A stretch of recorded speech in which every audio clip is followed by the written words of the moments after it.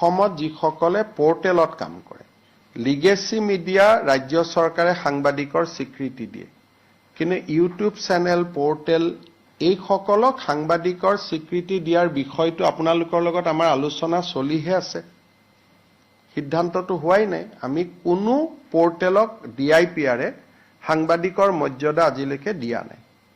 তেওঁলোকে নিজে নিজে পোৰ্টেল চলাই আছে বেলেগ কথা ৰেজিষ্ট্ৰেচনো নিদিও আমি এডভাৰটাইজো নিদিও আই কাৰ্ডো নিদিও গতিকে এই ব্যক্তিজন অসম চৰকাৰৰ সাংবাদিকৰ সংজ্ঞাত তেখেত নপৰে আমি অসমে এতিয়ালৈকে ইলেক্ট্ৰনিক্স মিডিয়া আৰু প্ৰিণ্ট মিডিয়াৰ জাৰ্নেলিষ্টকহে আমি সাংবাদিক বুলি ধৰো আৰু আন পোৰ্টেল সমূহক এতিয়ালৈকে সাংবাদিক বুলি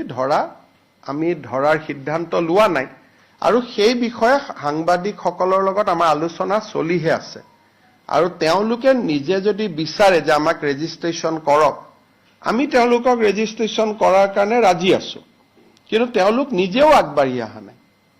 সেইকাৰণে পোৰ্টেল জাৰ্নেলিষ্টসকলক যদিও ঘৰুৱা ভাষাত আমি জাৰ্নেলিষ্ট বুলি কওঁ কিন্তু তেওঁলোকক সাংবাদিকতাৰ স্বীকৃতি আমিও দিয়া নাই আৰু তেওঁলোকেও আমাৰ পৰা বিচৰা নাই